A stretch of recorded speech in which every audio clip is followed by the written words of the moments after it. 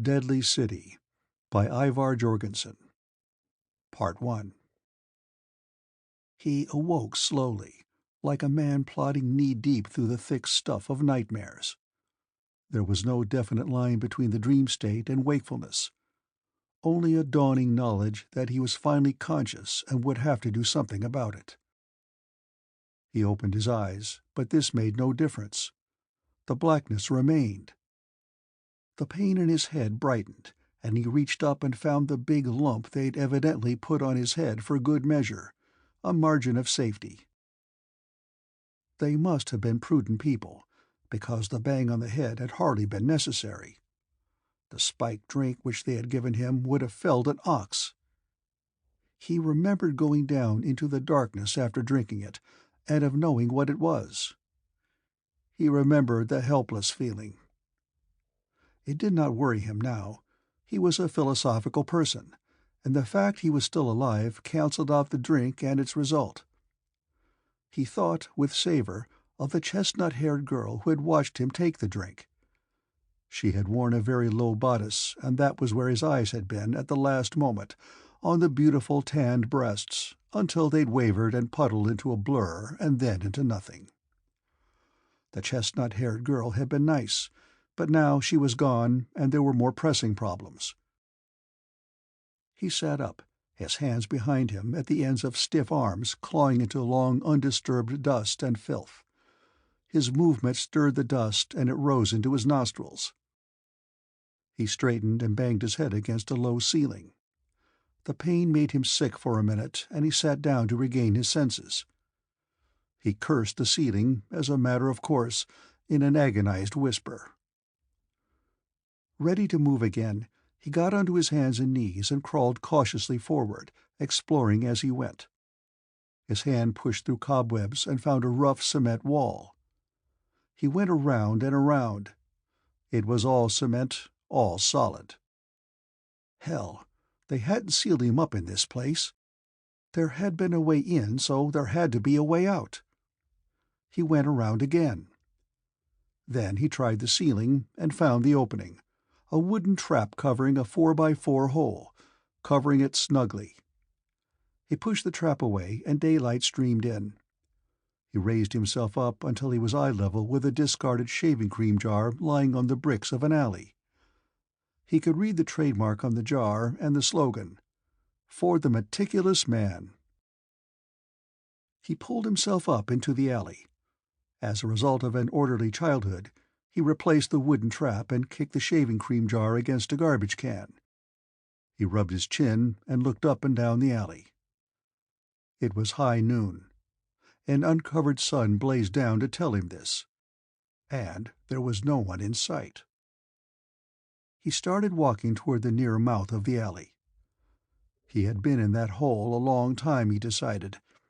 This conviction came from his hunger and the heavy growth of beard he'd sprouted. 24 hours, maybe longer. That Mickey must have been a Lulu. He walked out into the cross street. It was empty. No people, no cars parked at the curbs, only a cat washing its dirty face on a tenement stoop across the street. He looked up at the tenement windows. They stared back. There was an empty, deserted look about them. The cat flowed down the front steps of the tenement and away toward the rear, and he was truly alone. He rubbed his harsh chin. Must be Sunday, he thought. Then he thought it could not be Sunday. He'd gone into the tavern on a Tuesday night. That would make it 5 days. Too long. He had been walking, and now he was at an intersection where he could look up and down a new street. There were no cars, no people, not even a cat. A sign overhanging the sidewalk said, "Restaurant." He went in under the sign and tried the door. It was locked. There were no lights inside. He turned away, grinning to reassure himself. Everything was all right. Just some kind of a holiday. In a big city like Chicago, the people go away on hot summer holidays. They go to the beaches and the parks, and sometimes you can't see a living soul on the streets. And of course, you can't find any cars because the people use them to drive to the beaches and the parks and out into the country. He breathed a little easier and started walking again. Sure, that was it. Now what the hell holiday was it? He tried to remember. He couldn't think of what holiday it could be. Maybe they dreamed up a new one. He grinned at that, but the grin was a little tight and he had to force it. He forced it carefully until his teeth showed white. Pretty soon he would come to a section where everybody hadn't gone to the beaches and the parks, and a restaurant would be open and he'd get a good meal. A meal? He fumbled toward his pockets. He dug into them and found a handkerchief and a button from his cuff. He remembered that the button had hung loose, so he'd pulled it off to keep from losing it. He hadn't lost the button, but everything else was gone. He scowled. The least they could have done was to leave a man eating money. He turned another corner into another street, and it was like the one before. No cars, no people, not even any cats. Panic welled up. He stopped and whirled around to look behind him. No one was there. He walked in a tight circle, looking in all directions. Windows stared back at him, eyes that didn't care where everybody had gone or when they would come back. The windows could wait. The windows were not hungry. Their heads didn't ache. They weren't scared. He began walking, and his path veered outward from the sidewalk until he was in the exact center of the silent street. He walked down the worn white line. When he got to the next corner, he noticed that the traffic signals were not working. Black, empty eyes. His pace quickened. He walked faster, ever faster, until he was trotting on the brittle pavement, his sharp steps echoing against the buildings. Faster. Another corner, and he was running, filled with panic, down the empty street. The girl opened her eyes and stared at the ceiling. The ceiling was a blur, but it began to clear as her mind cleared. The ceiling became a surface of dirty, cracked plaster, and there was a feeling of dirt and squalor in her mind. It was always like that at these times of awakening, but doubly bitter now, because she had never expected to awaken again. She reached down and pulled the wadded sheet from beneath her legs and spread it over them. She looked at the bottle on the shabby bed table. There were 3 sleeping pills left in it. The girl's eyes clouded with resentment. You'd think 7 pills would have done it. She reached down and took the sheet in both hands and drew it taut over her stomach. This was a gesture of frustration. 7 hadn't been enough, and here she was again, awake in the world she'd wanted to leave. Awake with the necessary edge of determination gone. She pulled the sheet into a wad and threw it at the wall. She got up and walked to the window and looked out. Bright daylight. She wondered how long she had slept. A long time, no doubt.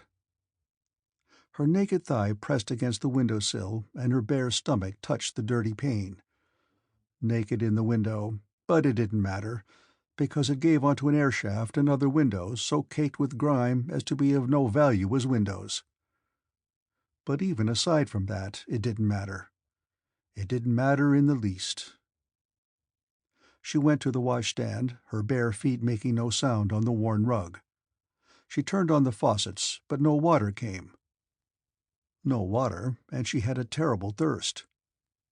She went to the door and had thrown the bolt before she remembered again that she was naked. She turned back and saw the half-empty Pepsi-Cola bottle on the floor beside the bed table. Someone else had left it there, how many nights ago, but she drank it anyhow, and even though it was flat and warm, it soothed her throat. She bent over to pick up garments from the floor, and dizziness came, forcing her to the edge of the bed. After a while it passed, and she got her legs into one of the garments and pulled it on. Taking cosmetics from her bag, she went again to the washstand and tried the taps. Still no water. She combed her hair, jerking the comb through the mats and gnarls with a satisfying viciousness. When the hair fell into its natural blonde curls, She applied powder and lipstick. She went back to the bed, picked up her brassiere, and began putting it on as she walked to the cracked, full-length mirror in the closet door.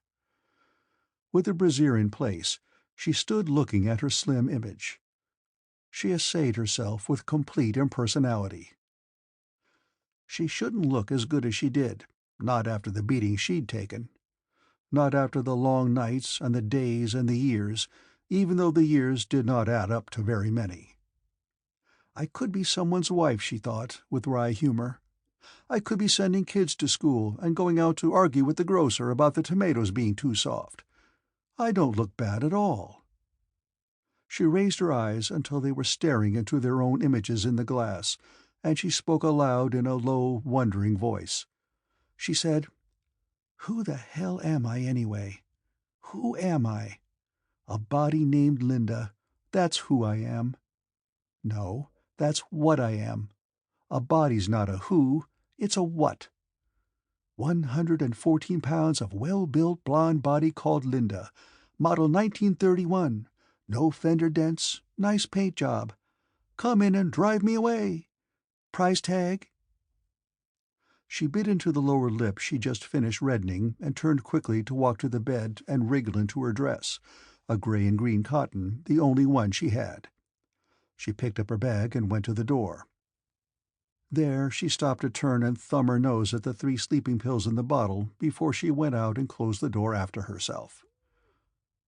The desk clerk was away from the cubbyhole from which he presided over the lobby, and there were no loungers to undress her as she walked toward the door.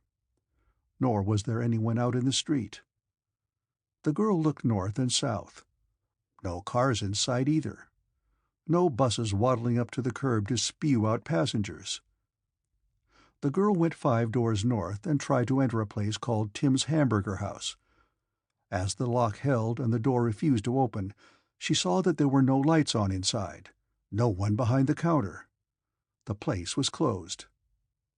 She walked on down the street, followed only by the lonesome sound of her own clicking heels. All the stores were closed. All the lights were out. All the people were gone. He was a huge man, and the place of concealment of the Chicago Avenue police station was very small, merely an indentation low in the cement wall behind 2 steam pipes. The big man had lain in this niche for 48 hours. He had slugged a man over the turn of a card in a pool-room pinochle game, had been arrested in due course, and was awaiting the disposal of his case. He was sorry he had slugged the man. He had not had any deep hatred for him, but rather a rage of the moment that demanded violence as its outlet. Although he did not consider it a matter of any great importance, he did not look forward to the 6 months' jail sentence he would doubtless be given. His opportunity to hide in the niche had come as accidentally and as suddenly as his opportunity to slug his card partner. It had come after the prisoners had been advised of the crisis and were being herded into vans for transportation elsewhere. He had snatched the opportunity without giving any consideration whatever to the crisis, probably because he did not have enough imagination to fear anything, however terrible, which might occur in the future, and because he treasured his freedom above all else. Freedom for today, tomorrow could take care of itself. Now, after 48 hours, he writhed and twisted his huge body out of his niche and onto the floor of the furnace room. His legs were numb, and he found that he could not stand. He managed to sit up and was able to bend his back enough so his great hands could reach his legs and begin to massage life back into them. So elementally brutal was this man that he pounded his legs until they were black and blue before feeling returned to them. In a few minutes he was walking out of the furnace room through a jailhouse which should now be utterly deserted. But was it? He went slowly, gliding along close to the walls to reach the front door unchallenged. He walked out into the street. It was daylight, and the street was completely deserted. The man took a deep breath and grinned. "I'll be damned," he muttered. "I'll be double and triple damned. They're all gone. Every damn one of them run off like rats, and I'm the only one left. I'll be damned. A tremendous sense of exultation seized him. He clenched his fists and laughed loud, his laugh echoing up the street. He was happier than he had ever been in his quick, violent life, and his joy was that of a child locked in a pantry with a huge chocolate cake. He rubbed a hand across his mouth, looked up the street, began walking. "I wonder if they took all the whiskey with them," he said. Then he grinned. He was sure they had not. He began walking in long strides toward Clark Street, in toward the still heart of the empty city. He was a slim, pale-skinned little man, and very dangerous. He was also very clever. Eventually they would have found out, but he had been clever enough to deceive them, and now they would never know. There was great wealth in his family, and with the rest of them occupied with leaving the city and taking what valuables they could on such short notice, he had been put in charge of one of the chauffeurs. The chauffeur had been given the responsibility of getting the pale-skinned young man out of the city. But the young man had caused several delays until all the rest were gone. Then, meekly enough, he had accompanied the chauffeur to the garage. The chauffeur got behind the wheel of the last remaining car, a Cadillac sedan, and the young man had gotten into the rear seat. But before the chauffeur could start the motor, the young man hit him on the head with a tire bar he had taken from a shelf as they had entered the garage. The bar went deep into the chauffeur's skull with a solid sound, and thus the chauffeur found the death he was in the very act of fleeing. The young man pulled the dead chauffeur from the car and laid him on the cement floor. He laid him down very carefully, so that he was in the exact center of a large square of outlined cement with his feet pointing straight north and his outstretched arms pointing south. The young man placed the chauffeur's cap very carefully upon his chest, because neatness pleased him. Then he got into the car, started it, and headed east toward Lake Michigan and the downtown section. After traveling 3 or 4 miles, he turned the car off the road and drove it into a telephone post. Then he walked until he came to some high weeds. He lay down in the weeds and waited. He knew there would probably be a last vanguard of militia hunting for stragglers. If they saw a moving car, they would investigate. They would take him into custody and force him to leave the city. This, he felt, they had no right to do. All his life he had been ordered about, told to do this and that and the other thing. Stupid orders from stupid people. Idiots who went so far as to claim the whole city would be destroyed, just to make people do as they said. God, the ends to which stupid people would go in order to assert their wills over brilliant people. The young man lay in the weeds and dozed off, his mind occupied with the pleasant memory of the tire irons settling into the skull of the chauffeur. After a while he awoke and heard the cars of the last vanguard passing down the road. They stopped, inspected the Cadillac, and found it serviceable.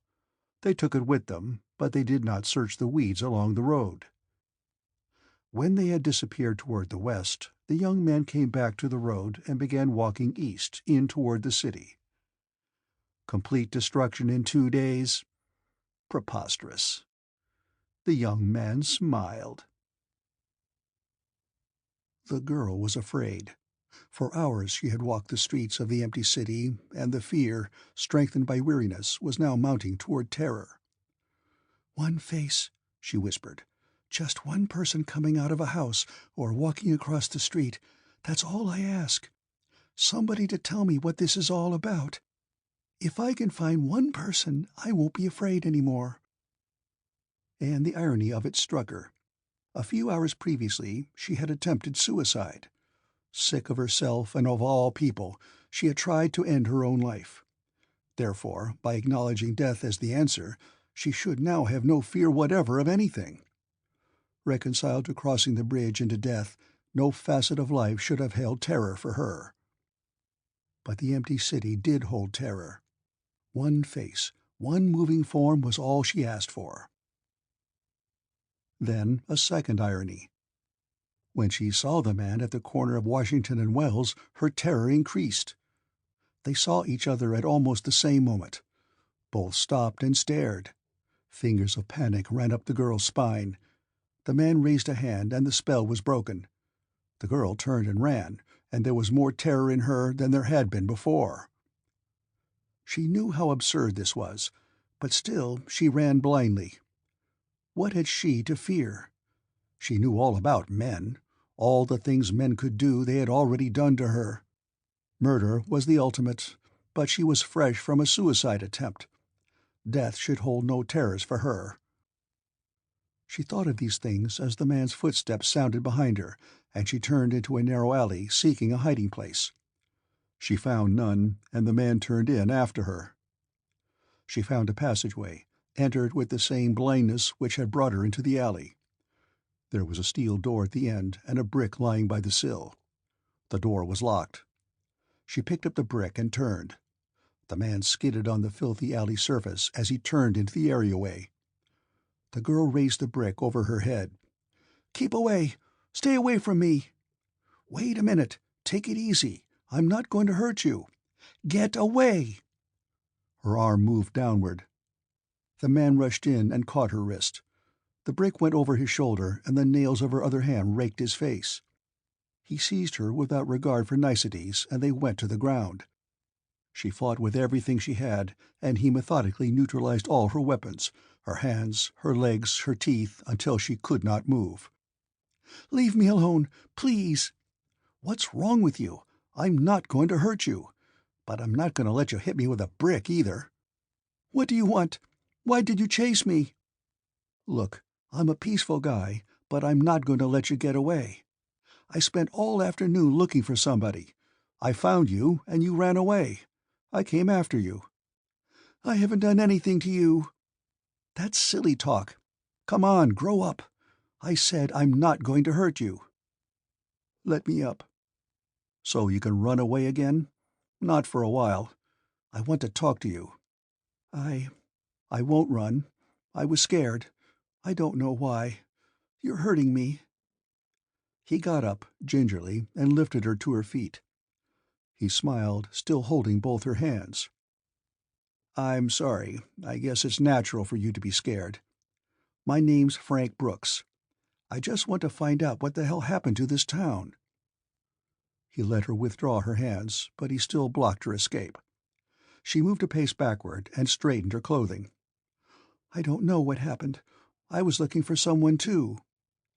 He smiled again. "And then you ran." "I don't know why. I guess—" "What's your name?" Nora Spade." "You slept through it, too?" Yes. I slept through it and came out and they were all gone." "Let's get out of this alley." He preceded her out, but he waited for her when there was room for them to walk side by side, and she did not try to run away. That phase was evidently over. "I got slipped a Mickey in a tavern," Frank Brooks said. "Then they slugged me and put me in a hole." His eyes questioned. She felt their demand and said, "I was asleep in my hotel room." "They overlooked you?" "I guess so." "Then you don't know anything about it?" "Nothing. Something terrible must have happened." "Let's go down this way," Frank said, and they moved toward Madison Street. He had taken her arm, and she did not pull away. Rather, she walked invitingly close to him. She said, "It's so spooky, so empty."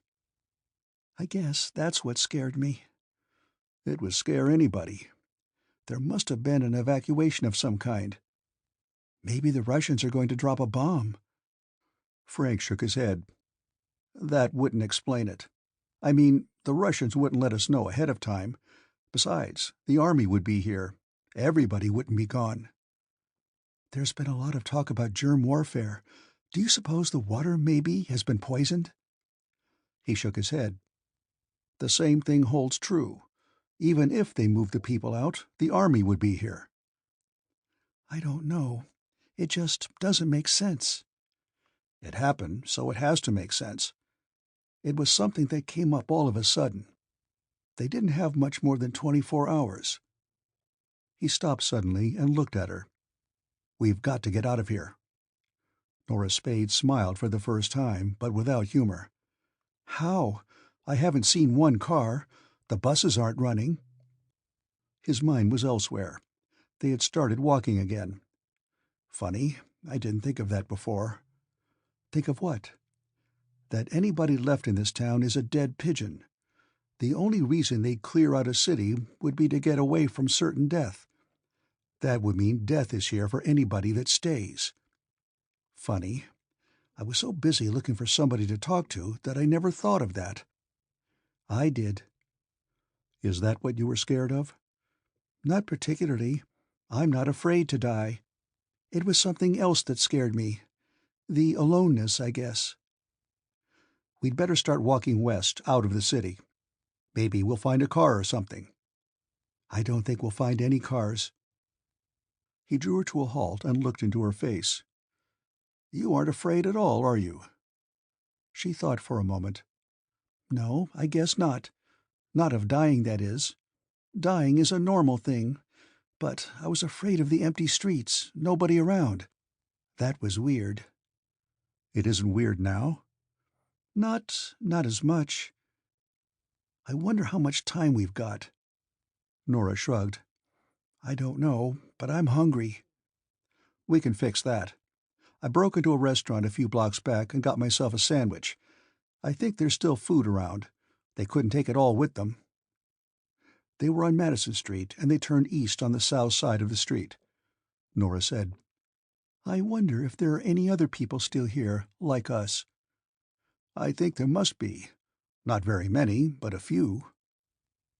They would have had to clean 4 million people out overnight. It stands to reason they must have missed a few. Did you ever try to empty a sack of sugar? Really empty it? It's impossible.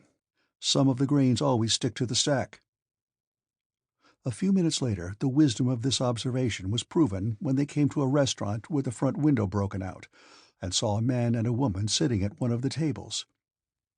He was a huge man with a shock of black hair and a mouth slightly open, showing a set of incredibly white teeth. He waved an arm and shouted, "Come on in! Come on in, for Christ's sake, and sit down! We've got beer and roast beef, and the beer's still cold. Come on in and meet Minna." This was different, Nora thought. Not eerie, not weird, like seeing a man standing on a deserted street corner with no one else around. This seemed normal, natural, and even the smashed window didn't detract too much from the naturalness. They went inside. There were chairs at the table, and they sat down. The big man did not get up. He waved a hand toward his companion and said, "This is Minna. Ain't she something? I found her sitting at an empty bar, scared to death. We came to an understanding, and I brought her along." He grinned at the woman and winked. "We came to a real understanding, didn't we, Minna?" Minna was a completely colorless woman of perhaps 35. Her skin was smooth and pale, and she wore no makeup of any kind. Her hair was drawn straight back into a bun. The hair had no predominating color. It was somewhere between light brown and blonde. She smiled a little sadly, but the laugh did not cover her worn, tired look. It seemed more like a gesture of obedience than anything else. "Yes, we came to an understanding." "I'm Jim Wilson," the big man boomed. "I was in the Chicago Avenue Jug for slugging a guy in a card game. They kind of overlooked me when they cleaned the joint out." He winked again. "I kind of helped them overlook me. Then I found Minna." There was tremendous relish in his words. Frank started introductions, which Nora Spade cut in on. "Maybe you know what happened?" she asked. Wilson shook his head. "I was in the Jug, and they didn't tell us. They just started cleaning out the joint. There was talk in the bullpen.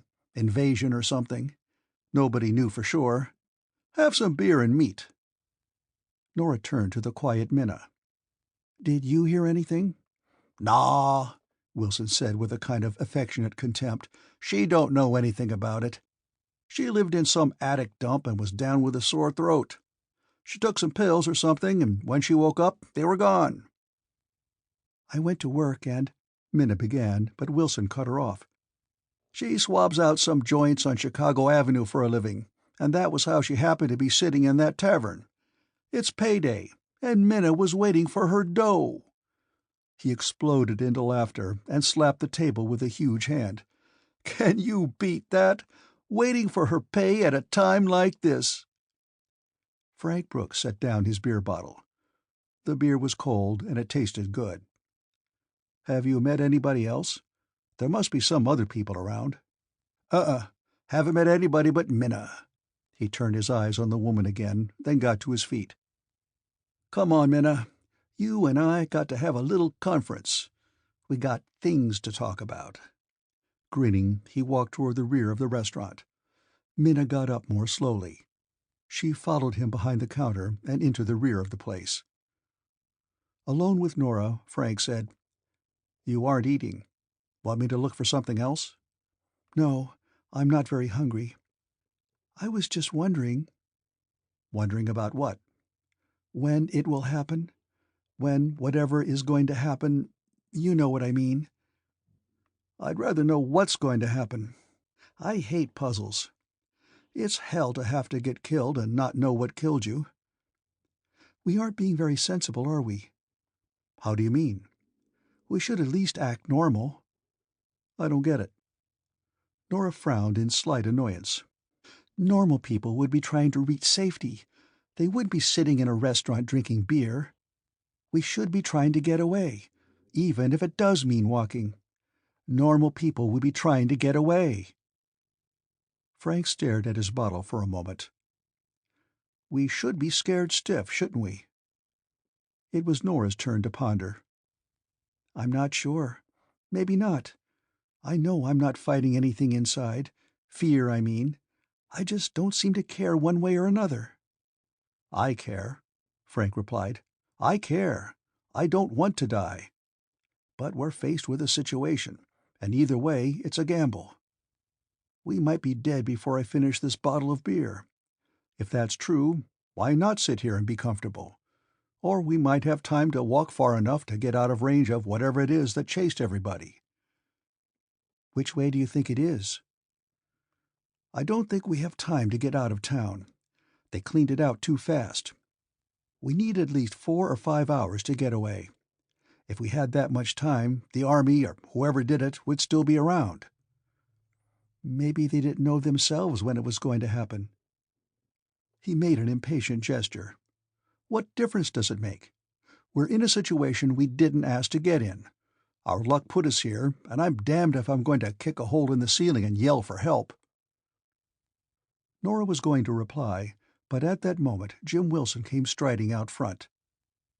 He wore his big grin, and he carried another half-dozen bottles of beer. "Men'll be out in a minute," he said. "Women are always slower than hell." He dropped into a chair and snapped the cap off a beer bottle with his thumb. He held the bottle up and squinted through it, sighing gustily. "Man, I ain't never had it so good." He tilted the bottle in salute and drank. End of Part 1.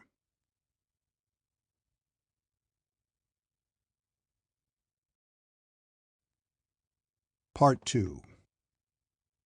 The sun was lowering in the west now, and when Minna reappeared it seemed that she materialized from the shadows, so quietly did she move. Jim Wilson opened another bottle and put it before her. "Here, have a drink, baby." Obediently, she tilted the bottle and drank. "What do you plan to do?" Frank asked. "It'll be dark soon," Wilson said. "We ought to go out and try to scrounge some flashlights. I bet the power plants are dead. Probably aren't any flashlights either." "Are you going to stay here?" Nora asked. "Here in the loop?" He seemed surprised. "Why not? A man'd be a fool to walk out on all this. All he wants to eat and drink, no goddamn cops around. The life of Riley, and I should walk out?" "Aren't you afraid of what's going to happen?" "I don't give a good goddamn what's going to happen. What the hell? Something's always going to happen." "They didn't evacuate the city for nothing," Frank said. "You mean we can all get killed?" Jim Wilson laughed. "Sure we can. We could have got killed last week, too. We could have got battered in the can by a truck sometime we crossed the street." He emptied his bottle, threw it accurately at a mirror over the cash register. The crash was thunderous. "Trouble with you people, you're worrywarts," he said with an expansive grin. "Let's go get us some flashlights so we can find our way to bed in one of those fancy hotels." He got to his feet, and Minna arose also, a little tired, a little apprehensive, but entirely submissive. Jim Wilson said, "Come on, baby. I sure won't want to lose you." He grinned at the others. "You guys coming?" Frank's eyes met Nora's. He shrugged. "Why not?" he said. "Unless you want to start walking." "I'm too tired," Nora said. As they stepped out through the smashed window, both Nora and Frank half expected to see other forms moving up and down Madison Street. But there was no one. Only the unreal desolation of the lonely pavement and the dark-windowed buildings. "The biggest ghost town on Earth," Frank muttered. Nora's hand had slipped into Frank's. He squeezed it, and neither of them seemed conscious of the contact. "I wonder," Nora said. "Maybe this is only one of them. Maybe all the other big cities are evacuated too." Jim Wilson and Minna were walking ahead. He turned. "If you two can't sleep without finding out what's up, it's plenty easy to do." "You think we could find a battery radio in some store?" Frank asked. "Hell no. They'll all be gone. But all you'd have to do is snoop around in some newspaper office. If you can read, you can find out what happened." It seemed strange to Frank that he had not thought of this. Then he realized he hadn't tried very hard to think of anything at all. He was surprised, also, at his lack of fear. He's gone through life pretty much taking things as they came, as big a sucker as the next man, making more than his quota of mistakes and blunders. Finding himself completely alone in a deserted city for the first time in his life, he had naturally fallen prey to sudden fright. But that had gradually passed, and now he was able to accept the new reality fairly passively. He wondered if that wasn't pretty much the way of all people. New situations brought a surge of whatever emotion fitted the picture. Then the emotion subsided, and the new thing became the ordinary. This, he decided, was the manner in which humanity survived. Humanity took things as they came. Pile on enough of anything, and it becomes the ordinary. Jim Wilson had picked up a garbage box and hurled it through the window of an electric shop. The glass came down with a crash that shuddered up the empty, darkening street and grumbled off into silence. Jim Wilson went inside. "I'll see what I can find. You stay out here and watch for cops." His laughter echoed out as he disappeared. Minna stood waiting silently, unmoving, and somehow she reminded Frank of a dumb animal. An unreasoning creature with no mind of her own, waiting for a signal from her master. Strangely, he resented this, but at the same time could find no reason for his resentment, except the feeling that no one should appear as much a slave as Minna. Jim Wilson reappeared in the window. He motioned to Minna. "Come on in, baby. You and me's got to have a little conference." His exaggerated wink was barely perceptible in the gloom as Minna stepped over the low sill into the store. "Won't be long, folks," Wilson said in high good humor, and the two of them vanished into the darkness beyond. Frank Brooks glanced at Nora, but her face was turned away. He cursed softly under his breath. He said, "Wait a minute," and went into the store through the huge, jagged opening. Inside, he could barely make out the counters. The place was larger than it had appeared from the outside. Wilson and Minna were nowhere about. Frank found the counter he was looking for and pawed out several flashlights. They were only empty tubes, but he found a case of batteries in a panel compartment against the wall. "Who's there?" "Me. I came in for some flashlights." Couldn't you wait? It's getting dark. You don't have to be so damn impatient. Jim Wilson's voice was hostile and surly. Frank stifled his quick anger. "We'll be outside," he said. He found Nora waiting where he'd left her.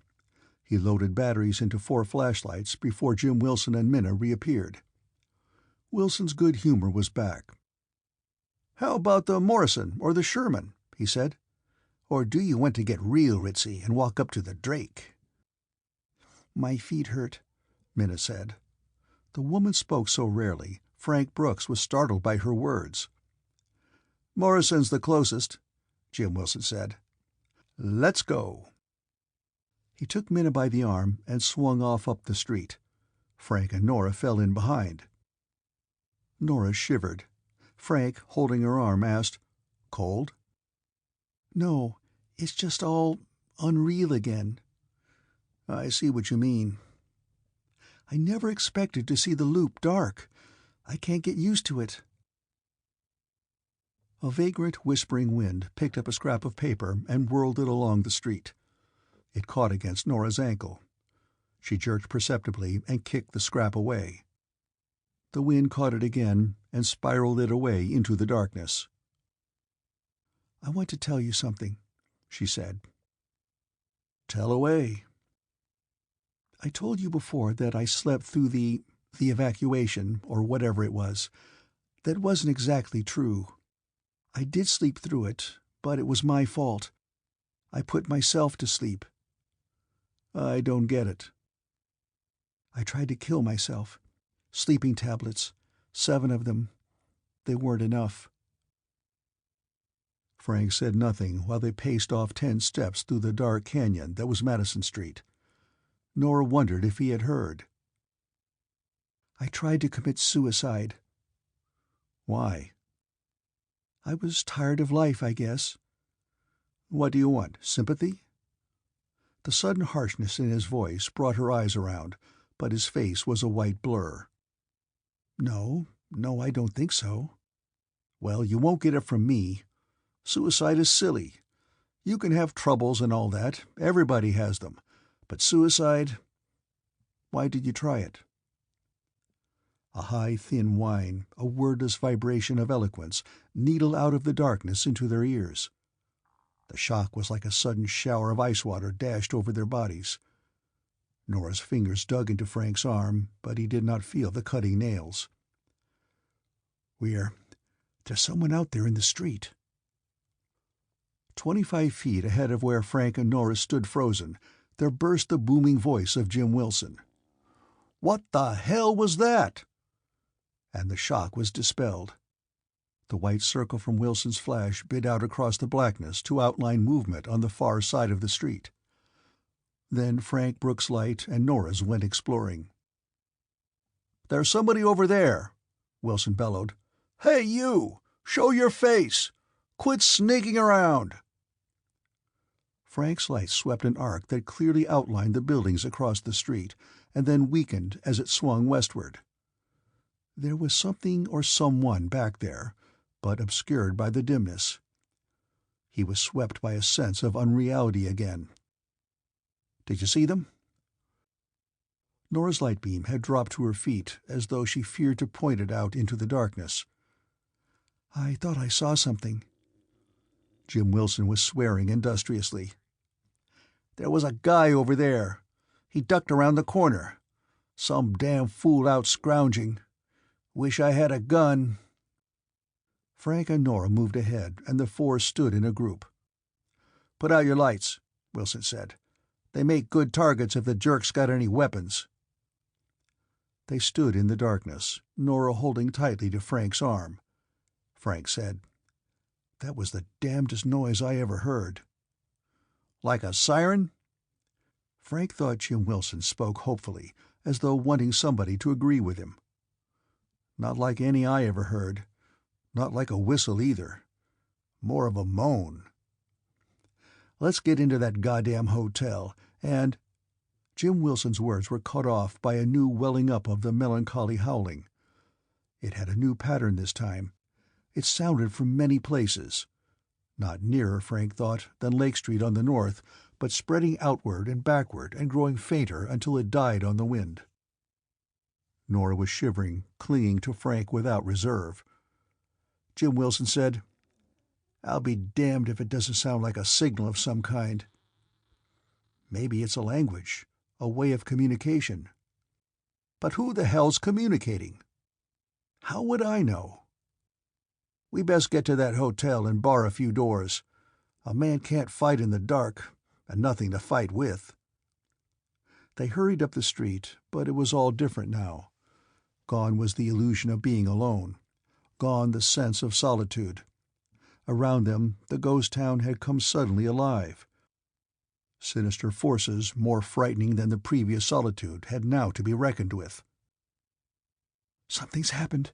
Something in the last few minutes," Nora whispered. Frank leaned close as they crossed the street to the dark, silent pile that was the Morrison Hotel. "I think I know what you mean." "It's as though there was no one around, and then suddenly they came." "I think they came and went away again." "Did you actually see anyone when you flashed your light?" "No, I can't say positively that I did. But I got the impression there were figures out there, at least dozens of them, and that they moved back away from the light. Always just on the edge of it." "I'm scared, Frank." "So am I." "Do you think it could all be imagination?" "Those moans? Maybe the first one. I've heard of people imagining sounds. But not the last ones. And besides, we all heard them." Jim Wilson, utterly oblivious of any subtle emanations in the air, boomed out in satisfaction, "We don't have to bust the joint open. The revolving door works." "Then maybe we ought to be careful," Frank said. "Maybe somebody else is around here." "Could be. We'll find out." "Why are we afraid?" Nora whispered. "It's natural, isn't it?" Frank melted the beam of his light with that of Jim Wilson. The white finger pierced the darkness inside. Nothing moved. "I don't see why it should be. If there are people in there, they must be as scared as we are." Nora was very close to him as they entered. The lobby seemed deserted. The flashlight beam scanned the empty chairs and couches. The glass of the deserted cages threw back reflections. "The keys are in there," Frank said. He vaulted the desk and scanned the numbers under the pigeonholes. "We'd better stay down low," Jim Wilson said. "Damned if I'm going to climb to the penthouse." "How about the fourth floor?" "That's plenty high enough." Frank came out with a handful of keys. "Odd numbers," he said. "4 in a row." "Well, I'll be damned," Jim Wilson muttered. But he said no more, and they climbed the stairs in silence. They passed the quiet dining rooms and banquet halls, and by the time they reached the fourth floor, the doors giving off the corridors had assumed a uniformity. "Here they are." He handed a key to Wilson. "That's the end one." He said nothing as he gave Minna her key, but Wilson grunted, "For Christ's sake," in a disgusted voice, took Minna's key and threw it on the floor. Frank and Nora watched as Wilson unlocked his door. Wilson turned. "Well, good night, all. If you get goosed by any spooks, just yell." Minna followed him without a word, and the door closed. Frank handed Nora her key. "Lock your door, and you'll be safe. I'll check the room first." He unlocked the door and flashed his light inside. Nora was close behind him as he entered. He checked the bathroom. "Everything clear. Lock your door, and you'll be safe." "Frank." "Yes?" "I'm afraid to stay alone." "You mean you want me to—" "There are 2 beds here." His reply was slow in coming. Nora didn't wait for it. Her voice rose to the edge of hysteria. "Quit being so damned righteous. Things have changed. Can't you realize that? What does it matter how or where we sleep? Does the world care? Will it make a damn bit of difference to the world whether I strip stark naked in front of you?" A sob choked in her throat. "Or would that outrage your morality?" He moved toward her, stopped 6 inches away. "It isn't that. For God's sake, I'm no saint. It's just that I thought you— I'm plain scared, and I don't want to be alone. To me, that's all that's important." Her face was against his chest, and his arms went around her. But her own hands were fists held together against him until he could feel her knuckles, hard against his chest. She was crying. "Sure," Frank said. "I'll stay with you. Now take it easy. Everything's going to be all right." Nora sniffled without bothering to reach for her handkerchief. "Stop lying. You know it isn't going to be all right." Frank was at somewhat of a loss. This flare-up of Nora's was entirely unexpected. He eased toward the place the flashlight had shown the bed to be. Her legs hit its edge, and she sat down. You want me to sleep in the other one?" he asked. "Of course," Nora replied with marked bitterness. "I'm afraid you wouldn't be very comfortable in with me." There was a time of silence. Frank took off his jacket, shirt, and trousers. It was funny, he thought. He'd spent his money, been drugged, beaten, and robbed as a result of one objective: to get into a room alone with a girl. And a girl not nearly as nice as Nora at that. Now, here he was alone with a real dream, and he was tongue-tied. It didn't make sense. He shrugged. Life was crazy sometimes. He heard the rustle of garments and wondered how much Nora was taking off. Then he dropped his trousers, forgotten, to the floor. "Did you hear that?" "Yes, it's that—" Frank went to the window, raised the sash. The moaning sound came in louder, but it was from far distance. "I think that's out around Evanston." Frank felt a warmth on his cheek, and he realized Nora was by his side, leaning forward. He put an arm around her, and they stood unmoving in complete silence. Although their ears were straining for the sound coming down from the north, Frank could not be oblivious of the warm flesh under his hand. Nora's breathing was soft against his cheek. She said, "Listen to how it rises and falls. It's almost as though they were using it to talk with. The inflection changes." "I think that's what it is. It's coming from a lot of different places. It stops in some places and starts in others." "It's so weird." "Spooky," Frank said. "But in a way, it makes me feel better." "I don't see how it could." Nora pressed closer to him. "It does, though, because of what I was afraid of. I had it figured out that the city was going to blow up, that a bomb had been planted that they couldn't find, or something like that. Now I'm pretty sure it's something else. I'm willing to bet we'll be alive in the morning." Nora thought that over in silence. "If that's the way it is, if some kind of invaders are coming down from the north, isn't it stupid to stay here? Even if we are tired, we ought to be trying to get away from them." "I was thinking the same thing. I'll go and talk to Wilson." They crossed the room together, and he left her by the bed and went to the door. Then he remembered he was in his shorts and went back to get his trousers. After he'd put them on, he wondered why he'd bothered. He opened the door. Something warned him, some instinct, or possibly his natural fear and caution coincided with the presence of danger. He heard the footsteps on the carpeting down the hall, soft but unmistakably footsteps. He called, "Wilson? Wilson, that you?" The creature outside threw caution to the winds. Frank sensed rather than heard a body hurtling toward the door. A shrill, mad laughter raked his ears, and the weight of a body hit the door. Frank drew strength from pure panic as he threw his weight against the panel, but perhaps an inch or two from the latch the door wavered from opposing strength. Through the narrow opening, he could feel the hoarse breath of exertion in his face.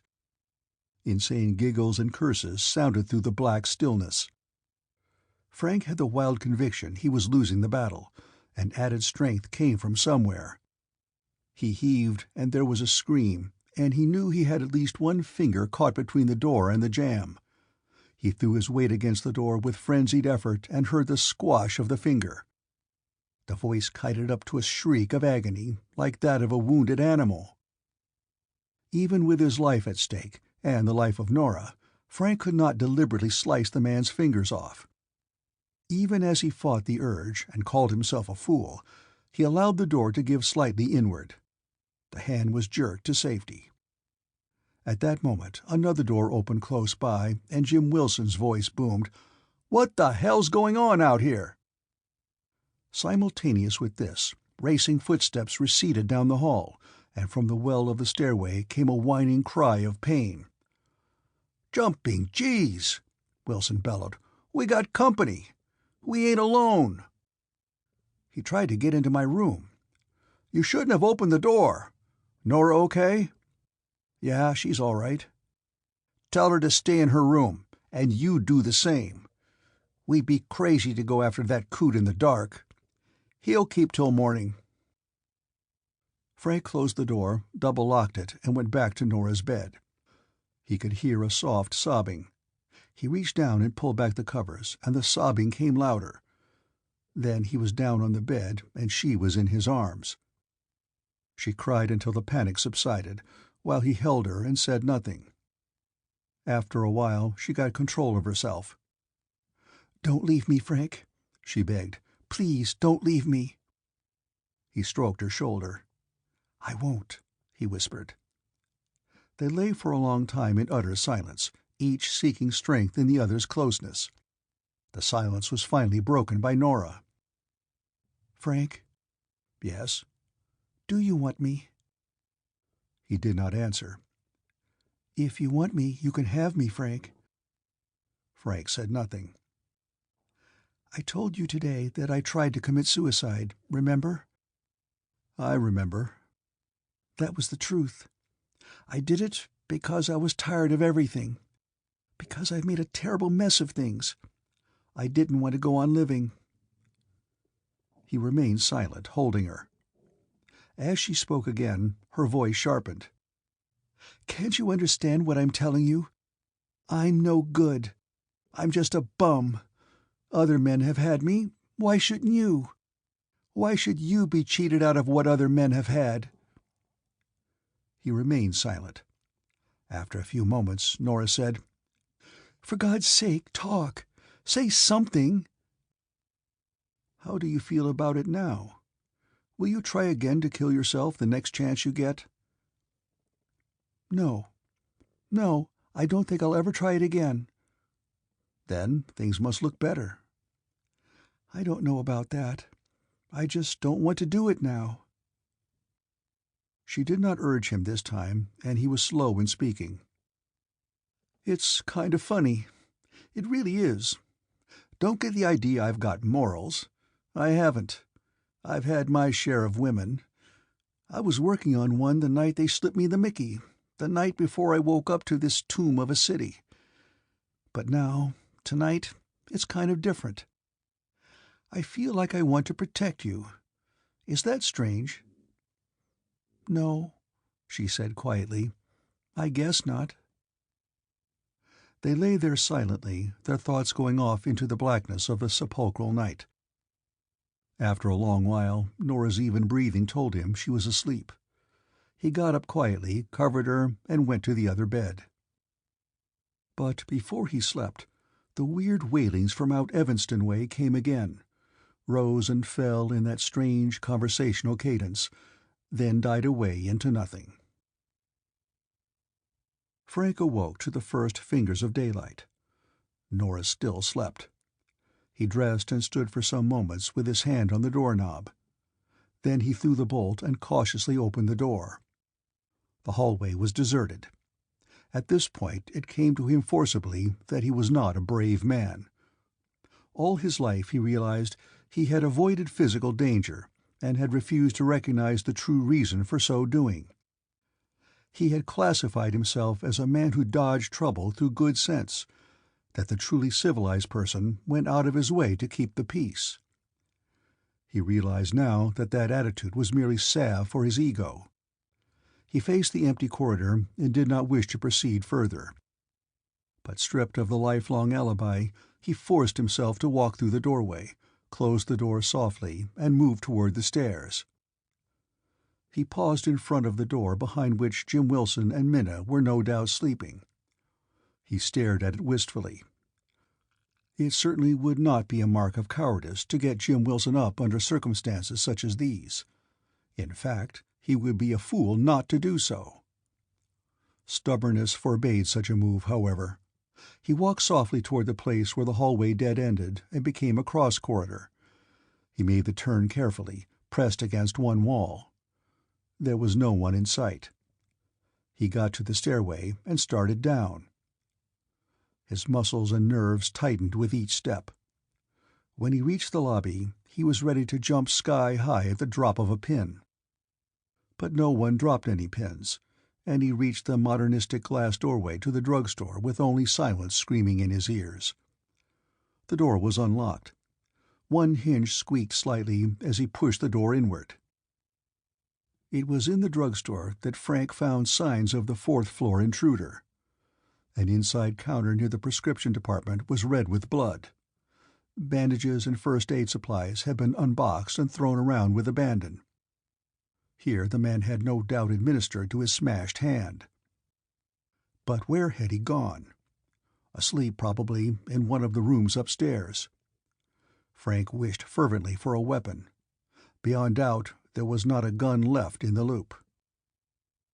A gun was not the only weapon ever created, though, and Frank searched the store and found a line of pocket-knives still in neat boxes near the perfume counter. He picked 4 of the largest, and found also a wooden-handled, lead-tipped bludgeon, used evidently for cracking ice. Thus armed, he went out through the revolving door. He walked through streets that were like death under the climbing sun. Through streets and canyons of dead buildings upon which the new daylight had failed to shed life or diminish the terror of the night past. At Dearborn he found the door to the Tribune Public Service Building locked. He used the icebreaker to smash a glass door panel. The crash of the glass on the cement was an explosion in the screaming silence. He went inside. Here the sense of desolation was complete, brought sharply to focus probably by the pigeonholes filled with letters behind the one-ad counter. Answers to 1,001 queries, waiting patiently for someone to come after them. Before going to the basement and the back files of the Chicago Tribune, Frank climbed to the second floor and found what he thought might be there, a row of teletype machines with a file board hooked to the side of each machine. Swiftly, he stripped the copy sheets off each board, made a bundle of them, and went back downstairs.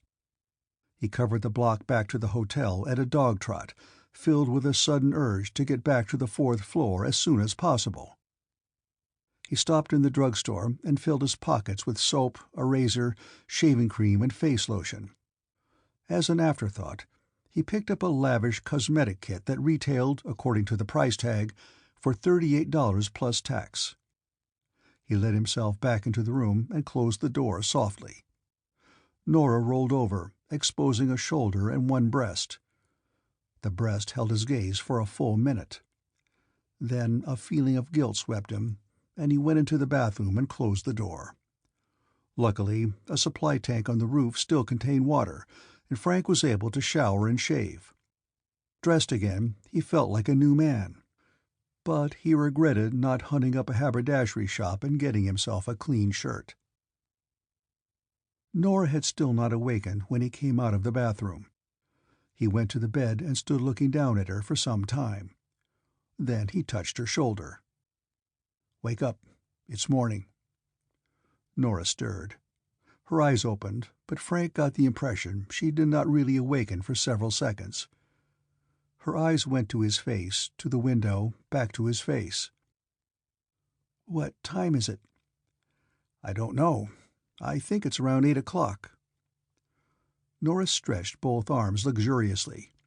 As she sat up, her slip fell back into place, and Frank got the impression she hadn't even been aware of her partial nudity. She stared up at him, clarity dawning in her eyes. "You're all cleaned up." "I went downstairs and got some things." "You went out? Alone?" "Why not? We can't stay in here all day. We've got to hit the road and get out of here. We've overshot our luck already." "But that man in the hall last night, you shouldn't have taken a chance." "I didn't bump into him. I found the place he fixed his hand down in the drugstore." Frank went to the table and came back with the cosmetic set. He put it in Nora's lap. "I brought this up for you." Surprise and true pleasure were mixed in her expression. "That was very nice. I think I'd better get dressed."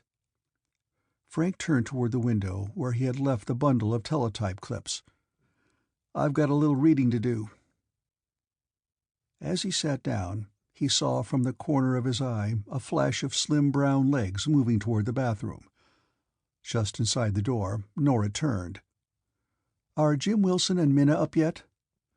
"I don't think so." Nora's eyes remained on him. "I think you were very brave to go downstairs alone, but it was a foolish thing to do. You should have waited for Jim Wilson." "You're right about it being foolish, but I had to go." "Why?" "Because I'm not brave at all. Maybe that was the reason." Nora left the bathroom door open about 6 inches, and Frank heard the sound of the shower. He sat with the papers in his hand, wondering about the water. When he had gone to the bathroom, the thought had never occurred to him. It was natural that it should. Now he wondered about it. Why was it still running? After a while, he considered the possibility of the supply tank on the roof. Then he wondered about Nora. It was strange how he could think about her personally and impersonally at the same time. He remembered her words of the previous night. They made her— he shied from the term. What was the old cliché? A woman of easy virtue. What made a woman of that type, he wondered? Was it something inherent in their makeup? That partially open door was symbolic somehow. He was sure that many wives closed the bathroom door upon their husbands, did it without thinking, instinctively. He was sure Nora had left it partially open without thinking. Could a behavior pattern be traced from such an insignificant thing? He wondered about his own attitude toward Nora.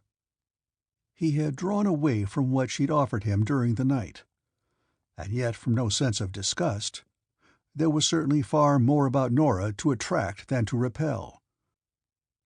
Morals, he realized dimly, were imposed, or at least functioned, for the protection of society. With society gone, vanished overnight, did the moral code still hold? If and when they got back among masses of people, would his feelings toward Nora change? He thought not. He would marry her, he told himself firmly, as quick as he'd marry any other girl.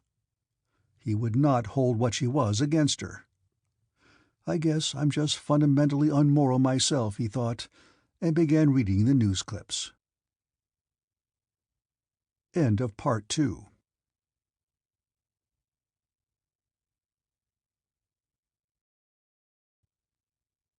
Deadly City, Part 3. There was a knock on the door, accompanied by the booming voice of Jim Wilson. "You, in there! Ready for breakfast?" Frank got up and walked toward the door. As he did so, the door to the bathroom closed. Jim Wilson wore a 2-day growth of beard, and it didn't seem to bother him at all. As he entered the room, he rubbed his hands together in great gusto. "Well, where'll we eat, folks?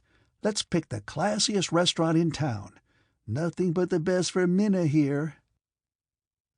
He winked broadly as Minna, expressionless and silent, followed him in exactly as a shadow would have followed him, and sat down primly in a straight-backed chair by the wall.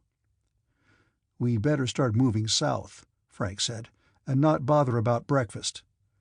Getting scared?" Jim Wilson asked. "You're damn right I'm scared, now. We're right in the middle of a big no-man's land." "I don't get you."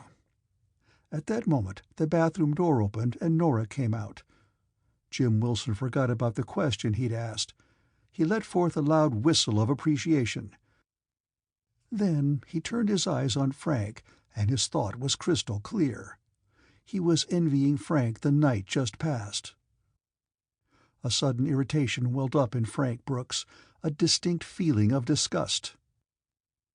"Let's start worrying about important things, our lives. Or don't you consider your life very important?" Jim Wilson seemed puzzled. "What the hell's got into you? Didn't you sleep good?" "I went down the block this morning and found some teletype machines. I've just been reading the reports." "What about that guy that tried to get into your room last night?" "I didn't see him. I didn't see anybody. But I know why the city's been cleaned out." Frank went back to the window and picked up the sheaf on clips he had gone through. Jim Wilson sat down on the edge of the bed, frowning. Nora followed Frank and perched on the edge of the chair he dropped into. "The city going to blow up?" Wilson asked. "No. We've been invaded by some form of alien life." "Is that what the papers said?" "It was the biggest and fastest mass evacuation ever attempted. I pieced the reports together. There was hell popping around here during the 2 days we waited it out." "Where did they all go?" Nora asked. "South. They've evacuated a 40-mile strip from the lake west. The first Terran defense line is set up in northern Indiana." "What do you mean, Terra?" "It's a word that means Earth, this planet. The invaders came from some other planet, they think. At least, from no place on Earth." "That's the silliest damn thing I ever heard of," Wilson said. "A lot of people probably thought the same thing," Frank replied. "Flying saucers were pretty common. Nobody thought they were anything, and nobody paid much attention. Then they hit, 3 days ago, and wiped out every living soul in 3 little southern Michigan towns. From there they began spreading out. Each of them heard the sound at the same time. A faint rumble, increasing swiftly into high thunder. They moved as one to the window and saw 4 jet planes in formation, moving across the sky from the south. "There they come," Frank said. "The fight started." "Up to now, the Army has been trying to get set, I suppose." Nora said, "Is there any way we can hail them? Let them know?" Her words were cut off by the horror of what happened. As they watched, the plane skimmed low across the loop.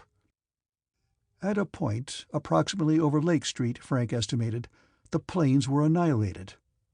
There was a flash of blue fire coming in like jagged lightning to form 4 balls of fire around the planes. The fireballs turned almost instantly into globes of white smoke that drifted lazily away. And that was all. But the planes vanished completely. "What happened?" Wilson muttered. "Where'd they go?" "It was as if they hit a wall," Nora said, her voice hushed with awe. "I think that was what happened," Frank said. "The invaders have some kind of a weapon that holds us helpless. Otherwise, the Army wouldn't have established this no-man's land and pulled out. The report said we have them surrounded on all sides with the help of the lake. We're trying to keep them isolated." Jim Wilson snorted. "It looks like we've got them right where they want us. Anyhow, we're damn fools to stick around here. We'd better head south." Wilson looked wistfully about the room. "I guess so, but it's a shame, walking away from all this." Nora was staring out the window, a small frown on her face. "I wonder who they are and where they came from." "The teletype releases were pretty vague on that." She turned quickly. "There's something peculiar about them, something really strange." "What do you mean?" "Last night, when we were walking up the street, it must have been these invaders we heard. They must have been across the street. But they didn't act like invaders. They seemed, well, scared. I got the feeling they ran from us in panic, and they haven't been back." Wilson said, "They may not have been there at all. Probably our imaginations." "I don't think so," Frank cut in. "They were there, and then they were gone. I'm sure of it." "Those wailing noises. They were certainly signaling to each other. Do you suppose that's the only language they have?" Nora walked over and offered the silent Minna a cigarette. Minna refused with a shake of her head.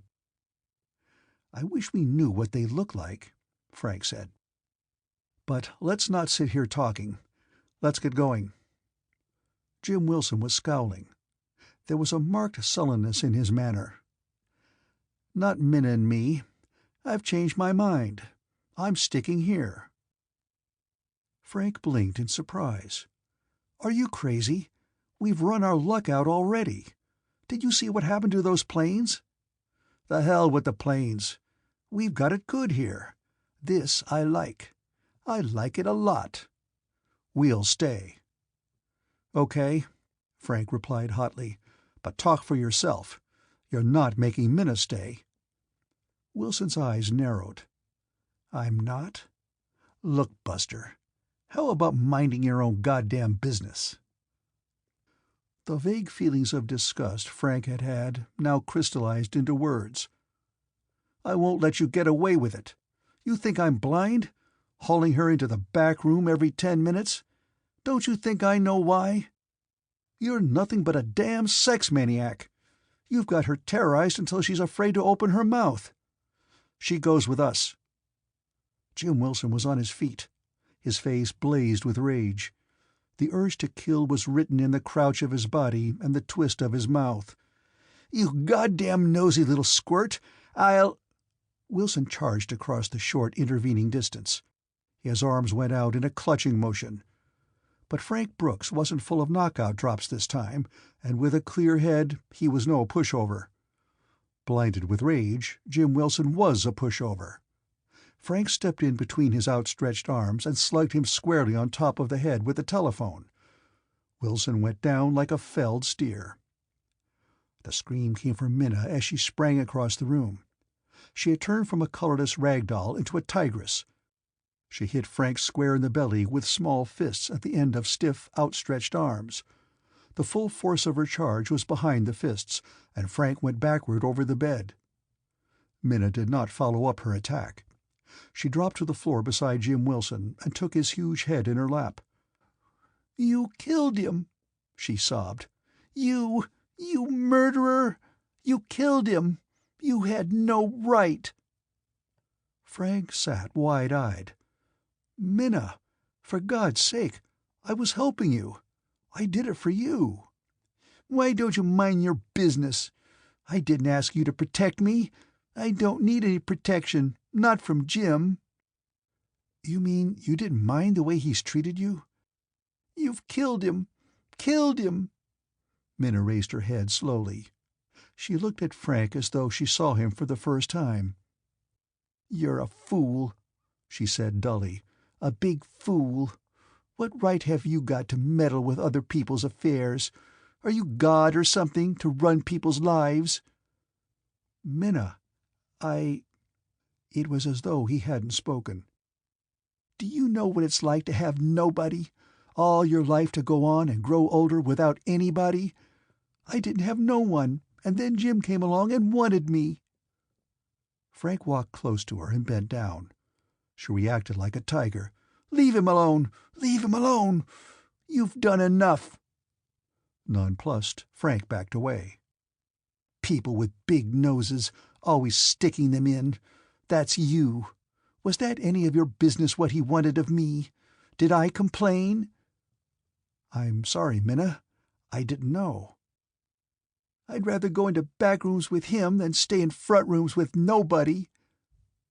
She began to cry now, wordlessly, soundlessly, rocking back and forth with the huge man's bloody head in her lap.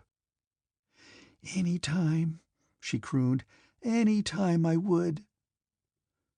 The body in her arms stirred. She looked down through her tears and saw the small black eyes open. They were slightly crossed, unfocused as they were by the force of the blow. They straightened, and Jim mumbled, "What the hell? What the hell?" Minna's time for talking seemed over. She smiled, a smile hardly perceptible, as though it was for herself alone. "You're all right," she said. "That's good. You're all right." Jim pushed her roughly away and staggered to his feet. He stood swaying for a moment, his head turning, for all the world like a bull blinded and tormented. Then his eyes focused on Frank. "You hit me with the goddamn phone!" "Yeah, I hit you." "I'm gonna kill you." "Look, I made a mistake." Frank picked up the phone and backed against the wall. "I hit you, but you were coming at me. I made a mistake, and I'm sorry." "I'll smash your goddamn skull." "Maybe you will," Frank said grimly, "but you'll work for it. It won't come easy." A new voice bit across the room. "Cut it out. I'll do the killing. That's what I like best. Everybody quiet down." They turned and saw a slim, pale-skinned young man in the open doorway. The door had opened quietly, and no one had heard it. Now the pale young man was standing in the room with a small, nickel-plated revolver in his right hand. The left hand was close down at his side. It was swathed generously in white bandage. The young man chuckled. "The last 4 people in the world were in a room," he said, "and there was a knock on the door." His chuckle deepened to one of pure merriment. "Only there wasn't a knock. A man just walked in with a gun that made him boss." No one moved. No one spoke. The man waited, then went on. "My name is Leroy Davis. I lived out west, and I always had a keeper because they said I wasn't quite right. They wanted me to pull out with the rest of them, but I slugged my keeper, and here I am." "Put down the gun, and we'll talk it over," Frank said. "We're all in this together." "No, we aren't. I've got a gun, so that makes me top man. You're all in it together, but I'm not. I'm the boss. And which one of you tried to cut my hand off last night?" "You tried to break in here, yelling and screaming like a madman. I held the door. What else could I do?" "It's all right. I'm not mad. My type, we may be nuts, but we never hold a grudge. I can't remember much about last night. I found some whiskey in a place down the street, and whiskey drives me nuts. I don't know what I'm doing when I drink whiskey. They say once about 5 years ago I got drunk and killed a little kid, but I don't remember." Nobody spoke. "I got out of it. They got me out some way. High-priced lawyers got me out. Cost my dad a pile." Hysteria had been piling up inside of Nora. She had held it back, but now a little of it spurted out from between her set teeth. "Do something, somebody. Isn't anybody going to do anything?" Leroy Davis blinked at her. "There's nothing they can do, honey," he said in a kindly voice. "I've got the gun. They'd be crazy to try anything." Nora's laugh was like the rattle of dry peas. She sat down on the bed and looked up at the ceiling and laughed. "It's crazy. It's all so crazy.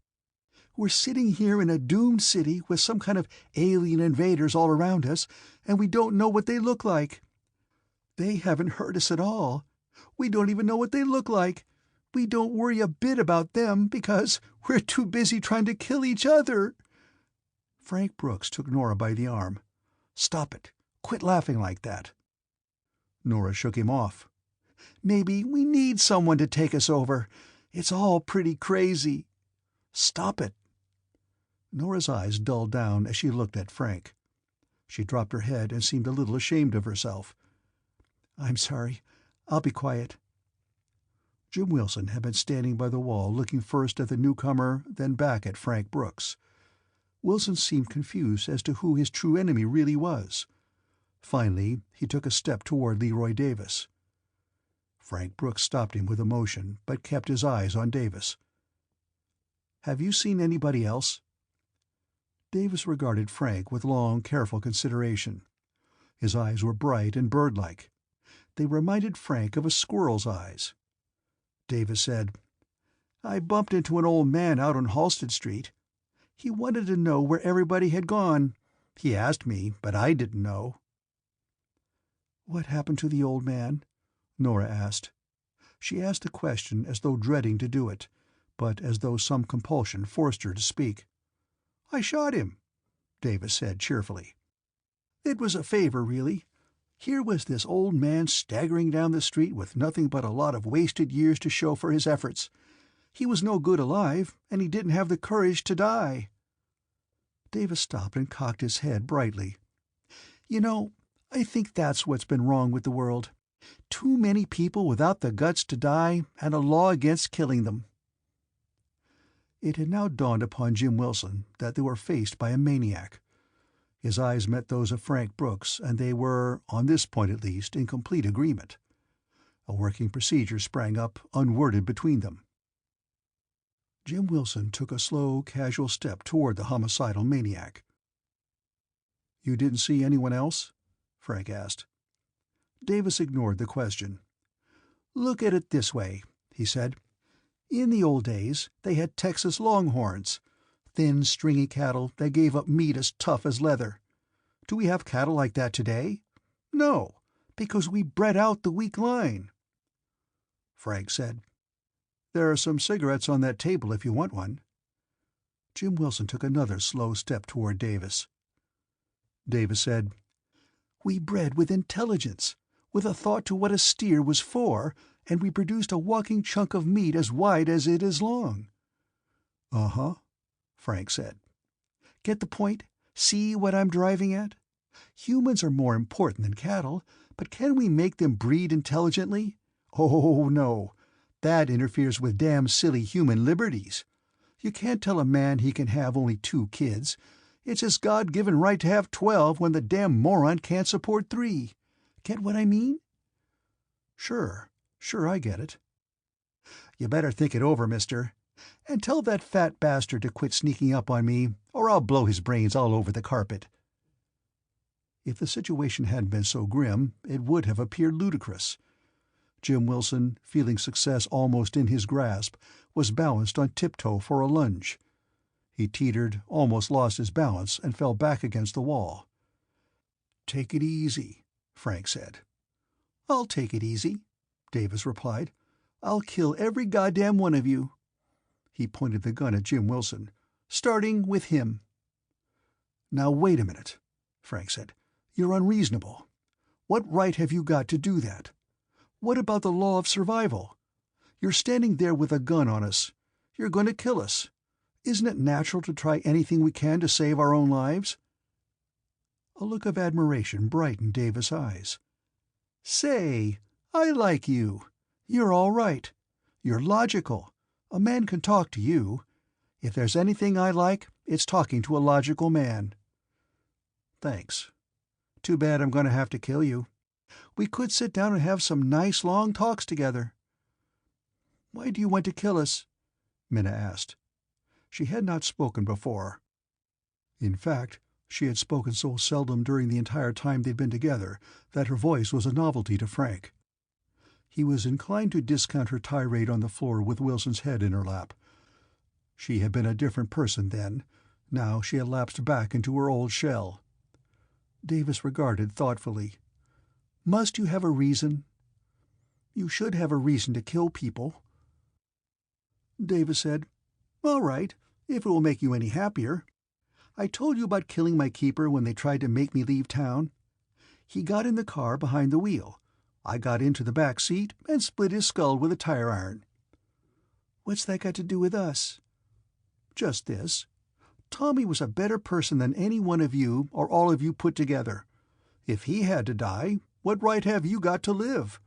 Is that enough of a reason for you?" "This is all too damn crazy," Jim Wilson roared. He was on the point of leaping at Davis and his gun. At that moment, from the north, came a sudden crescendo of the weird invader wailings. It was louder than it had previously been, but did not seem nearer. The group froze, all ears trained upon the sound. "They're talking again," Nora whispered. "Uh-huh," Frank replied. "But it's different this time. As if they're getting ready for something," Nora said. "Do you suppose they're going to move south?" Davis said, "I'm not going to kill you here. We're going downstairs." The pivotal moment, hinged in Jim Wilson's mind, that could have changed the situation, had come and gone. The fine edge of additional madness that would make a man hurl himself at a loaded gun was dulled. Leroy Davis motioned peremptorily toward Minna. "You first, then the other babe. You walk side by side down the hall with the men behind you, straight down to the lobby." They complied without resistance. There was only Jim Wilson's scowl, Frank Brooks' clouded eyes, and the white, taut look of Nora. Nora's mind was not on the gun. It was filled with thoughts of the pale maniac who held it. He was in command. Instinctively, she felt that maniacs in command have one of but two motivations: sex and murder. Her reaction to possible murder was secondary. But what if this man insisted upon laying his hands upon her? What if he forced her into that age-old thing she had done so often? Nora shuddered. But it was also in her mind to question, and be surprised at the reason for her revulsion. She visualized the hands upon her body, the old familiar things, and the taste in her mouth was one of horror. She had never experienced such shrinkings before. Why now? Had she herself changed? Had something happened during the night that made the past a time of shame? Or was it the madman himself? She did not know. Nora returned from her musings to find herself standing in the empty lobby. Leroy Davis, speaking to Frank, was saying, "You look kind of tricky to me. Put your hands on your head. Lock your fingers together over your head and keep your hands there." Jim Wilson was standing close to the mute Minna. She had followed all the orders without any show of anger, with no outward expression. Always she had kept her eyes on Jim Wilson. Obviously, whatever Jim ordered, she would have done without question. Wilson leaned his head down toward her. He said, "Listen, baby, there's something I keep meaning to ask, but I always forget it. What's your last name?" "Trumbull. Minna Trumbull. I thought I told you." "Maybe you did. Maybe I didn't get it." Nora felt the hysteria welling again. "How long are you going to keep doing this?" she asked. Leroy Davis cocked his head as he looked at her. "Doing what? Play cat and mouse like this? Holding us on a pin like flies in an exhibit?" Leroy Davis smiled brightly. "Like a butterfly in your case, honey. A big, beautiful butterfly." "What are you going to do?" Frank Brooks snapped. "Whatever it is, let's get it over with." "Can't you see what I'm doing?" Davis asked with genuine wonder. "Are you that stupid? I'm being the boss. I'm in command, and I like it. I hold life and death over 4 people, and I'm savoring the thrill of it. You're pretty stupid, mister, and if you use that 'can't get away with it' line, I'll put a bullet into your left ear and watch it come out your right one." Jim Wilson's fists were doubled. He was again approaching the reckless point. And again it was dulled by the gradually increasing sound of a motor, not in the air, but from the street level to the south. It was a sane, cheerful sound, and was resented instantly by the insane mind of Leroy Davis. He tightened even to the point that his face grew more pale from the tension. He backed to a window, looked out quickly, and turned back. "It's a jeep," he said. "They're going by the hotel. If anybody makes a move or yells, they'll find 4 bodies in here and me gone. That's what I'm telling you, and you know I'll do it." They knew he would do it, and they stood silent, trying to dredge up the nerve to make a move. The jeep's motor backfired a couple of times as it approached Madison Street. Each time, Leroy Davis' nerves reacted sharply, and the 4 people kept their eyes trained on the gun in his hand. The jeep came to the intersection and slowed down. There was a conference between its two occupants, helmeted soldiers in dark brown battle dress. Then the jeep moved on up Clark Street toward Lake. A choked sigh escaped from Nora's throat. Frank Brooks turned toward her. "Take it easy," he said. "We're not dead yet. I don't think he wants to kill us." The reply came from Minna. She spoke quietly. "I don't care. I can't stand any more of this. After all, we aren't animals. We're human beings, and we have a right to live and die as we please." Minna walked toward Leroy Davis. "I'm not afraid of your gun anymore. All you can do with it is kill me. Go ahead and do it." Minna walked up to Leroy Davis. He gaped at her and said, "You're crazy. Get back there. You're a crazy dame." He fired the gun twice, and Minna died appreciating the incongruity of his words. She went out on a note of laughter, and as she fell, Jim Wilson, with an echoing animal roar, lunged at Leroy Davis. His great hand closed completely over that of Davis, hiding the gun. There was a muffled explosion, and the bullet cut unnoticed through Wilson's palm. Wilson jerked the gun from Davis' weak grasp and hurled it away. Then he killed Davis. He did it slowly, a surprising thing for Wilson. He lifted Davis by his neck and held him with his feet off the floor. He squeezed Davis' neck, seeming to do it with great leisure as Davis made horrible noises and kicked his legs. Nora turned her eyes away, buried them in Frank Brooks' shoulder, but she could not keep the sounds from reaching her ears. Frank held her close. "Take it easy," he said. "Take it easy." And he was probably not conscious of saying it. "Tell him to hurry," Nora whispered. "Tell him to get it over with. It's like killing an animal." "That's what he is, an animal."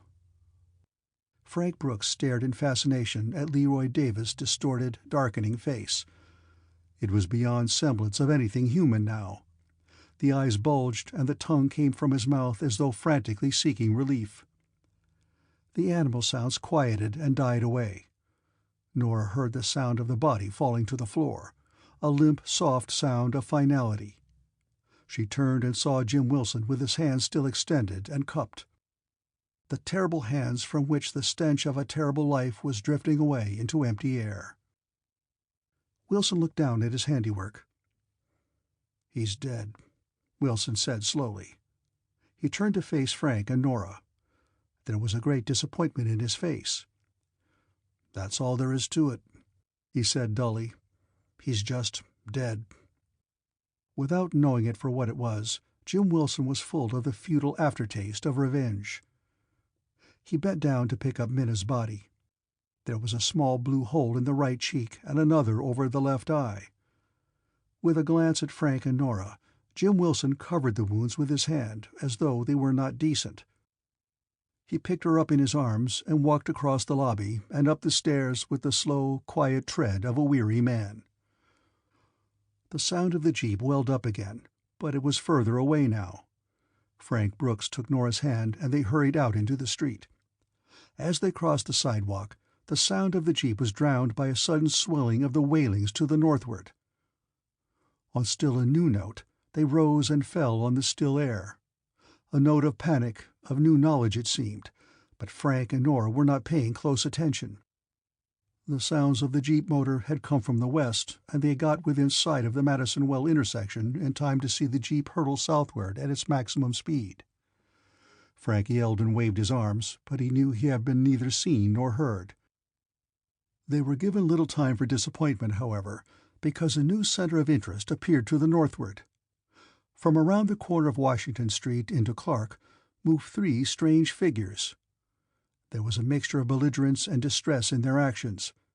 They carried odd-looking weapons and seemed interested in using them upon something or someone, but they apparently lacked the energy to raise them, although they appeared to be rather light. The creatures themselves were humanoid, Frank thought. He tightened his grip on Nora's hand. "They've seen us." "Let's not run," Nora said. "I'm tired of running. All it's gotten us is trouble. Let's just stand here." "Don't be foolish. I'm not running. You can if you want to." Frank turned his attention back to the three strange creatures. He allowed natural curiosity full rein. Thoughts of flight vanished from his mind. "They're so thin, so fragile," Nora said. "But their weapons aren't. It's hard to believe, even seeing them, that they're from another planet." "How so? They certainly don't look much like us." "I mean, with the talk for so long about flying saucers and spaceflight and things like that, here they are, but it doesn't seem possible. There's something wrong with them." This was true. Two of the strange beings had fallen to the sidewalk. The third came doggedly on, dragging one foot after the other until he went to his hands and knees. He remained motionless for a long time, his head hanging limply. Then he too sank to the cement and lay still. The wailings from the north now took on a tone of intense agony, great desperation. After that came a yawning silence. "They defeated themselves," the military man said. "Or rather, natural forces defeated them. We certainly had little to do with it." Nora, Frank, and Jim Wilson stood at the curb beside a motorcycle. The man on the cycle supported it with a leg propped against the curb as he talked. "We saw 3 of them die up the street," Frank said. "Our scouting party saw the same thing happen. That's why we moved in. It's about over now. We'll know a lot more about them and where they came from in 24 hours. They had nothing further to say. The military man regarded them thoughtfully. "I don't know about you 3. If you ignored the evacuation through no fault of your own and can prove it—" "There were 4 of us," Jim Wilson said. "Then we met another man. He's inside on the floor. I killed him." "Murder?" the military man said sharply. "He killed a woman who was with us," Frank said. "He was a maniac. When he's identified, I'm pretty sure he'll have a past record." "Where's the woman's body?" "On a bed upstairs," Wilson said. "I'll have to hold all of you. Martial law exists in this area. You're in the hands of the army."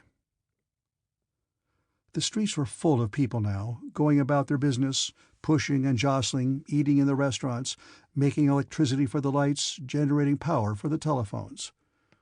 Nora, Frank, and Jim Wilson sat in a restaurant on Clark Street. "We're all different people now," Nora said. "No one could go through what we've been through and be the same." Jim Wilson took her statement listlessly. "Did they find out what it was about our atmosphere that killed them?" "They're still working on that, I think." Frank Brooks stirred his coffee, raised a spoonful, and let it drip back into the cup. "I'm going up to the Chicago Avenue police station," Wilson said. Frank and Nora looked up in surprise. Frank asked, "Why? The military court missed it, the fact you escaped from jail." "They didn't miss it, I don't think. I don't think they cared much. I'm going back anyway."